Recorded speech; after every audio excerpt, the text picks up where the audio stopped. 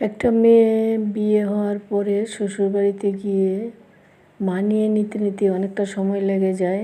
বউরা কোনো দিন মেয়ের জায়গা নিতে পারে না, আর শাশুড়িও কোনো দিন মায়ের জায়গা নিতে পারে না।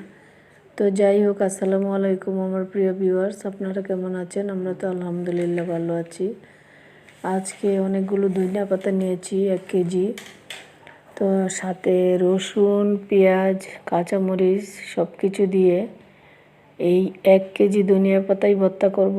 ভর্তা করে আমি কিছুটা খাবো আর কিছুটা ফ্রিজে রেখে দেব। তো প্রতিদিনই ধনিয়া পাতা ভর্তা করার পরে দেখা যায় যে বেশি একটা থাকে না ভাগে।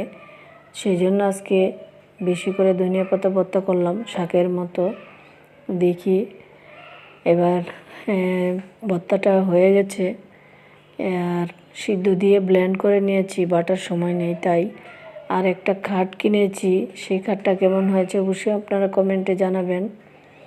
আর সাথে ম্যাট্রেসও কিনেছি, কিনে এই যে ঘরে ওই লোকেরাই এসে ফিটিং করে দিয়ে গেছে। তো খাট কেমন হয়েছে অবশ্যই আমাকে কমেন্টে জানাবেন।